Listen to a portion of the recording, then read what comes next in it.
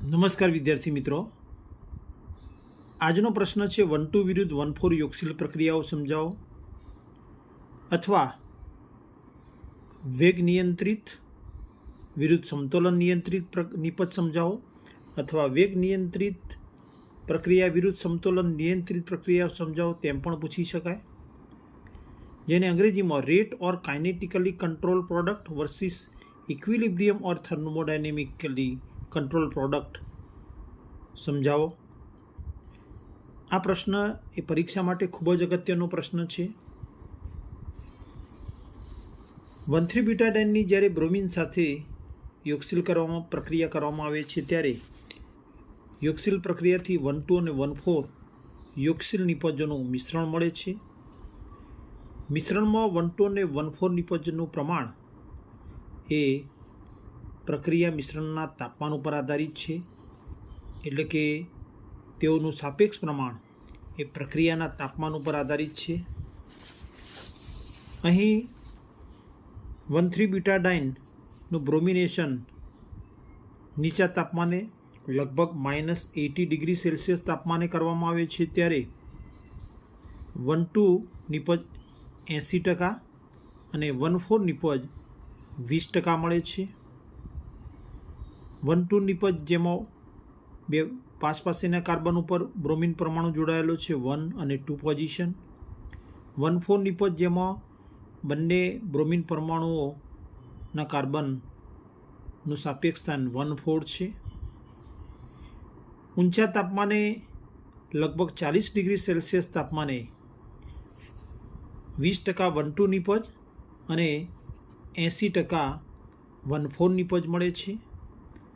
આમ અહીં નીચા તાપમાને 1-2 નિપજનું પ્રમાણ વધારે છે, જ્યારે ઊંચા તાપમાને 1-4 નિપજ વધારે પ્રમાણમાં જોવા મળે છે. અને આ બંને તાપમાનોના વચગાળાના તાપમાને 1-2 અને 1-4 નિપજનું પ્રમાણ વચગાળાનું હોય છે, એટલે કે તાપમાન વધારતા સાથે 1-2 નિપજનું પ્રમાણ ઘટે છે અને 1-4 નિપજનું પ્રમાણ વધે છે. અહીં નીચા તાપમાને 1-2 યોગશીલ નિપજ અને ઊંચા તાપમાને 1-4 યોગશીલ નિપજ એ મુખ્ય નિપજ તરીકે કેમ મળે છે, એટલે કે પ્રક્રિયા ઉપર તાપમાનના પ્રભાવની અસર પ્રક્રિયાના સ્થિતિશક્તિ આરેખ દ્વારા સમજીશું. અહીં અગાઉ આપણે 1,3-બીટાડાઇનની બ્રોમિનેશન પ્રક્રિયાની ક્રિયાવિધિ જોઈ ગયા છીએ. આ પ્રક્રિયા 2 તબક્કામાં થાય છે, જેમાં પ્રક્રિયાના પ્રથમ તબક્કામાં બ્રોમોનિયમ આયન એ C1 કાર્બન સાથે પાઈ ઇલેક્ટ્રોનનો ઉપયોગ કરી અને જોડાય છે. પ્રક્રિયાનો પ્રથમ તબક્કો ધીમો અને વેગ નિર્ણાયક તબક્કો છે, જે દર્શાવે છે કે પ્રથમ તબક્કાની સક્રિયકરણ શક્તિ વધુ છે. આમ સક્રિયકરણ શક્તિ વધુ હોવાથી પ્રથમ તબક્કો ધીમો છે અને સમગ્ર પ્રક્રિયાનો વેગ એ આ ધીમો તબક્કો નક્કી કરે છે. સામાન્ય રીતે પ્રક્રિયા દરમિયાન બનતી નિપજો પૈકી જે નિપજ સ્થાયી હોય તે નિપજ બનવાનો વેગ વધુ હોય છે. આમ તે ગતિકીય નિપજ બને છે અને સ્થાયી નિપજ હોવાથી તે થર્મોડાયનેમિક નિપજ છે. આમ થર્મોડાયનેમિક નિપજ અને ગતિકીય નિપજ બંને એક જ અને સમાન બને છે.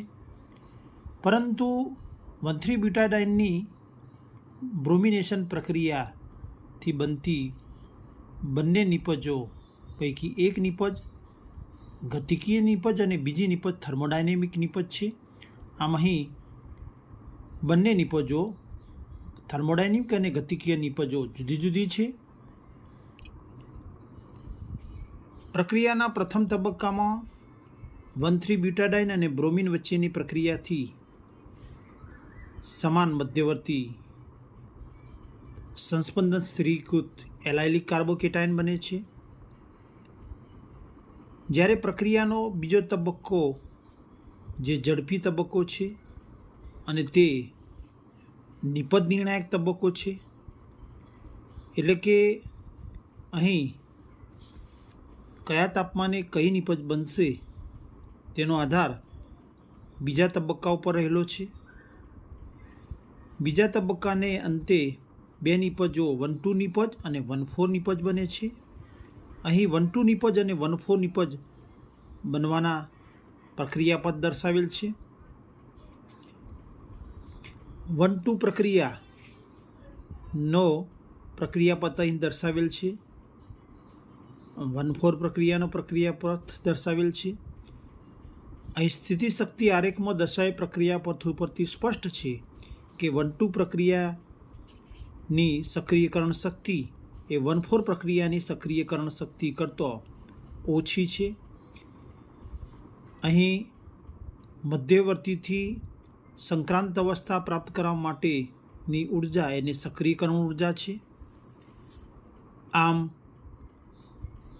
થવાનું કારણ એ છે કે મધ્યવર્તી એલાયલિક કાર્બોકેશન જે સંસ્પંદન સ્થિરીકૃત છે તેમાં ધન વીજભારના એકાંતરે પાઈ બંધ રહેલો છે અને પાઈ ઇલેક્ટ્રોનના ડિલોકલાઇઝેશનથી બે જુદા જુદા સંસ્પંદન સૂત્રો મળે છે. તેમાં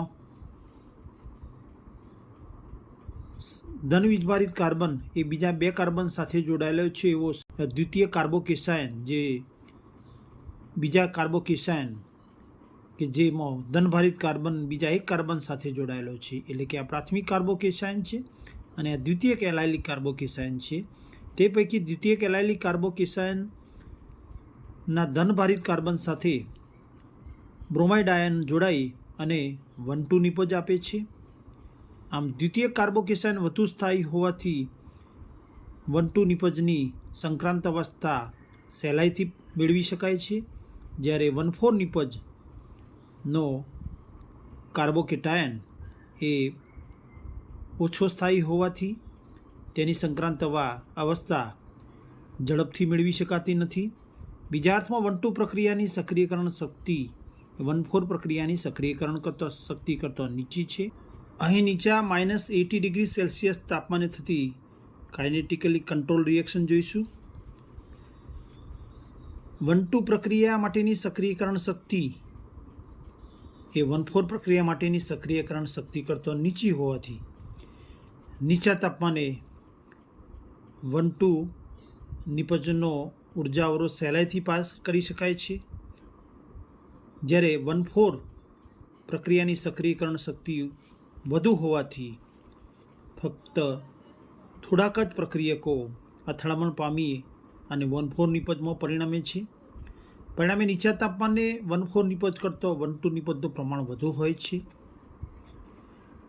વધુમાં નીચા તાપમાને 1-2 અને 1-4 નિપજ બન્યા બાદ તેમાંથી રિવર્સ એલાયલિક કાર્બોકેશન બનાવવા માટે પૂરતી ઉર્જા પ્રાપ્ય નથી અને પરિણામે નીચા તાપમાને એકવાર 1-2 નિપજ કે 1-4 નિપજ બન્યા બાદ તેમાંથી એલાયલિક કાર્બોકેશન અને બ્રોમાઇડ આયનમાં આયનીકરણ થતું નથી. પરિણામે નીચા તાપમાને કાર્બોકેટાયનમાંથી 1-2 નિપજ અને 1-4 નિપજ બનવાની બંને પ્રક્રિયાઓ એ અપ્રતિવર્તી પ્રક્રિયાઓ છે. આમ નીચા તાપમાને 1-4 નિપજ કરતો 1-2 નિપજ વધુ પ્રમાણમાં બને છે. જે નિપજ બનવાનો વેગ વધુ હોય તે નિપજને ગતિકીય નિપજ કાઇનેટિક નિપજ કહે છે. અહીં નીચા તાપમાને 1-4 કરતો 1-2 નિપજ ઝડપથી બને છે. પરિણામે 1-2 નિપજ એ ગતિકીય નિપજ છે. જે પ્રક્રિયામાં ગતિકીય નિપજ મુખ્ય નિપજ તરીકે મળતી હોય તેવી પ્રક્રિયાને કાઇનેટિકલી કંટ્રોલ રિએક્શન ગતિકીય નિયંત્રિત પ્રક્રિયા કહે છે અને નિપજને કાઇનેટિક કંટ્રોલ પ્રોડક્ટ કહે છે. ઊંચા તાપમાને લગભગ 40°C તાપમાને થતી થર્મોડાયનેમિક કંટ્રોલ પ્રક્રિયા જોઈએ. ઊંચા તાપમાને 1-2 પ્રક્રિયા અને 1-4 પ્રક્રિયા બંને પ્રક્રિયાના ઉર્જા અવરોધ સહેલાઈથી પાર કરી શકાય છે. પરિણામે ઊંચા તાપમાને 1,2 અને 1,4 બંને યોગશીલ નિપજો મળશે. નીચા તાપમાને 1,4 પ્રક્રિયાનો ઊર્જા અવરોધ સહેલાઈથી પાર કરી શકાતો નહોતો. વધુમાં અહીં 1,2 નિપજ કરતો 1,4 નિપજ વધુ સ્થાયી નિપજ છે. વધુ વિસ્થાપિત આલ્કીન વધુ સ્થાયી, પરિણામે 1,2 કરતો 1,4 નિપજમાં બંને પૈકી 1,2 કરતો 1,4 વધુ વિસ્થાપિત આલ્કીન છે, પરિણામે તે વધુ સ્થાયી છે. ઊંચા તાપમાને 1,2 અને 1,4 બંને પ્રક્રિયાની સક્રિયકરણ શક્તિનો ઉર્જા અવરોધ પાર કરી શકાય છે, પરંતુ 1,4 નિપજ એ વધુ સ્થાયી હોવાથી નીચા તાપમાને જે 1,2 નિપજ બની છે તેનું પ્રક્રિયાનું તાપમાન વધારતો આ 1,2 નિપજમાંથી પરત રિવર્સ એલાયલિક કેટાયન અને બ્રોમાઇડ આયનમાં તેનું આયનીકરણ થાય છે, એટલે કે પ્રક્રિયા પ્રતિવર્તી બને છે અને આ એલાયલિક કેટાયન અને બ્રોમાઇડ આયન વચ્ચેની પ્રક્રિયાથી વધુ સ્થાયી 1,4 નિપજ બને છે. આમ ઊંચા તાપમાને પ્રક્રિયા કરવામાં આવે અથવા નીચા તાપમાને જે પ્રક્રિયાની શરૂઆત કરવામાં આવેલી હોય તે પ્રક્રિયાનું તાપમાન વધારતો 1,2 નિપજનું 1,4 નિપજમાં વધુ સ્થાયી નિપજમાં રૂપાંતર થાય છે. પરિણામે ઊંચા તાપમાને 1,2 નિપજ કરતો 1,4 નિપજનું પ્રમાણ વધુ જોવા મળે છે, એટલે કે 1,4 નિપજ એ મુખ્ય નિપજ તરીકે મળે છે. વધુ સ્થાયી નિપજને થર્મોડાયનેમિક નિપજ એટલે કે ઉષ્માગતિકીય નિપજ કહે છે. તેથી 1,4 નિપજ જે સ્થાયી નિપજ છે તે થર્મોડાયનેમિક નિપજ થશે. જે પ્રક્રિયામાં થર્મોડાયનેમિક નિપજ મુખ્ય નિપજ તરીકે પ્રાપ્ત થતી હોય તે પ્રક્રિયાને થર્મોડાયનેમિકલી કંટ્રોલ ઉષ્માગતિકીય નિયંત્રિત પ્રક્રિયા કહે છે. ઊંચા તાપમાને 1,2 અને 1,4 નિપજો વચ્ચે સંતુલન સ્થપાયેલું હોય છે, તેથી તે પ્રક્રિયાને સમતોલન નિયંત્રિત પ્રક્રિયા ઇક્વિલિબ્રિયમ કંટ્રોલ રિએક્શન પણ કહે છે, જેમાં સંતુલનને 1,2 નિપજ કરતો 1,4 નિપજનું પ્રમાણ વધુ હોય છે. ઊંચા તાપમાને 1,2 નિપજમાંથી વધુ સ્થાયી 1,4 નિપજ બને છે અને જ્યારે બંને પ્રતિવર્તી પ્રક્રિયાનો વેગ સમાન થાય ત્યારે બંને પ્રક્રિયાઓ વચ્ચે સંતુલન સ્થપાય છે અને સંતુલને 1,4 નિપજ વધુ પ્રમાણમાં હોય છે. આમ 1,3-બ્યુટાડાઇનના બ્રોમિનેશનની નીચા તાપમાને પ્રક્રિયા એ વેગ નિયંત્રિત પ્રક્રિયા, જેમાં 1,2 નિપજ મુખ્ય નિપજ તરીકે મળે છે, જ્યારે ઊંચા તાપમાને પ્રક્રિયા એ ઉષ્માગતિકીય નિયંત્રિત પ્રક્રિયા, જેમાં મુખ્ય નિપજ એ 1,4 નિપજ બને છે. અહીં દર્શાવ્યા પ્રમાણે નીચા તાપમાને એલાયલિક કેટાયનમાંથી 1,2 નિપજ અને 1,4 નિપજ બન્યા બાદ તેમાંથી રિવર્સ પ્રક્રિયા દ્વારા કેટાયન અને બ્રોમાઇડ આયન બનતો નથી. પરિણામે બંને પ્રક્રિયાઓ અપ્રતિવર્તી છે અને તેમાં નીચા તાપમાને મુખ્ય નિપજ તરીકે ગતિકીય નિપજ 1,2 નિપજ બને છે. ઊંચા તાપમાને એલાયલિક કેટાયનમાંથી 1,2 નિપજ અને 1,4 નિપજ બંને બને છે, પરંતુ 1,4 નિપજની સક્રિયકરણ ઉર્જા એટલે કે ઉર્જા અવરોધ પ્રાપ્ત કરવા માટે પૂરતી ઉર્જા હોવાથી સ્થાયી નિપજ એ મુખ્ય નિપજ તરીકે બને છે અને તેવા સંજોગોમાં 1,2 નિપજની સક્રિયકરણ શક્તિ નીચી હોવાથી 1,2 નિપજમાંથી રિવર્સ પ્રક્રિયા દ્વારા એલાયલિક કેટાયન અને બ્રોમાઇડ આયનમાં રૂપાંતર થાય છે, આયનીકરણ થાય છે અને તેમાંથી 1,4 નિપજ બને છે. આ ઊંચા તાપમાને 1,2 નિપજની પ્રક્રિયા એ પ્રતિવર્તી પ્રક્રિયા છે, જ્યારે બીજી પ્રક્રિયા એલાયલિક કેટાયનમાંથી 1,4 નિપજની પ્રક્રિયા એ અપ્રતિવર્તી પ્રક્રિયા છે અને તેમાં 1,2 અને 1,4 નિપજો વચ્ચે સંતુલન સ્થપાયેલું હોય છે અને ઊંચા તાપમાને મુખ્ય નિપજ તરીકે સ્થાયી નિપજ 1-4 નિપજો છે, જેને થર્મોડાયનેમિક નિપજ કહે છે. મિત્રો, જો વિડીયો ગમે તો તેને લાઈક અને શેર જરૂરથી કરશો, અને હજુ સુધી જો આપણે ચેનલને સબસ્ક્રાઈબ ન કરી હોય તો જરૂરથી સબસ્ક્રાઈબ કરશો. Thank you for watching.